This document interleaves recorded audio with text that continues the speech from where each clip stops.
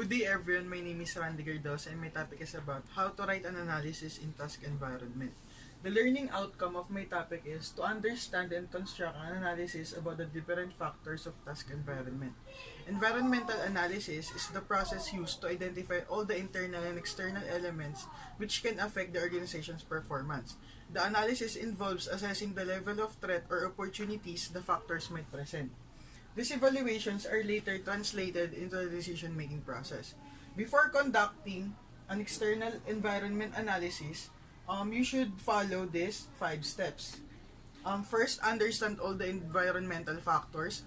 Second, collect all the relevant informations. Third, identify the opportunities for your company. Fourth, recognize the threats your company faces. And fifth, take action. So, task environment is the external environment which can affect the organization's ability to reach its goals and objectives. Task environment must be rated in relation to its threat to the entity and how the entity's ability to deal with it.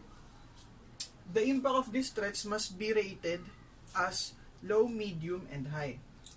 So there are 5 factors of task environment, namely threat of new entrants, bargaining power of buyers, threat of substitute products and services, power of the supplier, and rivalry among competing firms. So these steps should be applied into the 5 factors in order to make a good analysis. So let us discuss first the threat of the new entrants. It refers to the new players or newcomers entering into the industry. The threat of new entrants will be rated as high if there are potential new players or entering into the industry, and it would be rated as low if it is difficult to enter into the business. So next is the bargaining power of the buyers. It describes the ability of the buyers to dictate the price in the market. If the buyers can exert pressure to influence the price, it would be rated as high. Third is the threat of substitute products or service.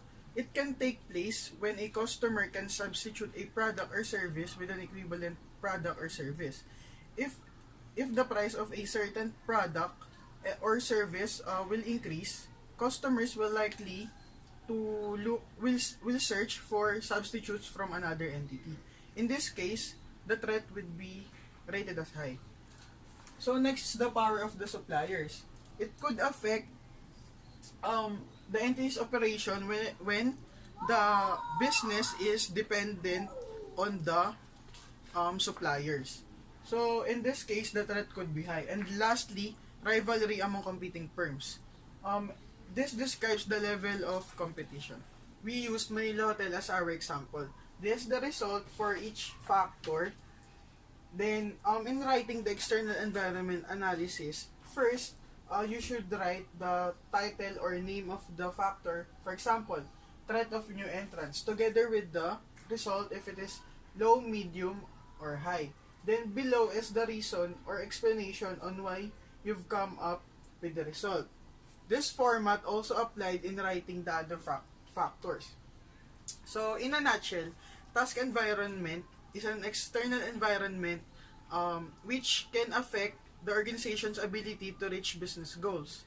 There are 5 factors of task environment, namely threat of new entrants, bargaining power of buyers, threat of substitute products and services, power of the supplier, and rivalry among competing firms. There are 5 steps that you should follow in conducting the analysis. First, understand all the environmental factors. Second, collect all the relevant information. Third, identify the opportunities for your company. Fourth, recognize the threats that your company faces. And fifth, take action.